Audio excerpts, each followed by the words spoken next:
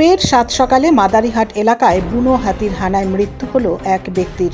এই ঘটনায় ব্যাপক চাঞ্চল্য ছড়িয়েছে মাদারিহাট এলাকায়। এই মাসে এই নিয়ে মাদারিহাটে বুনো হাতির হানায় দুজনের মৃত্যু হলো। মৃত ব্যক্তির নাম শ্যাম দাস শর্মা। তিনি মাদারিহাট গ্রাম পঞ্চায়েতের অস্থায়ী কর্মী। জানা গিয়েছে, এদিন সকালে মাদারিহাট মেঘনাথ সাহা নগর এলাকার বাসিন্দা শ্যামদাস শর্মা প্রতিদিনের মতো এদিনও ঘর থেকে বেরিয়ে গ্রাম পঞ্চায়েত কার্যালয়ে যাচ্ছিলেন সমস্ত লাইট সুইচ অফ করার উদ্দেশ্যে। সে সময় মাদারিহাট গ্রাম পঞ্চায়েতের অফিসের সামনে একটি বুনো হাতির মুখোমুখি হন।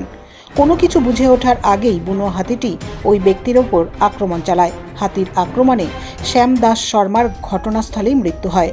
খবর পেয়ে ঘটনাস্থলে ছুটে আসে মাদারিহাট থানার পুলিশ ও বন দপ্তরের জলদাপাড়া বন বিভাগের বনকর্মীরা। তারা এসে মৃতদেহ উদ্ধার করে।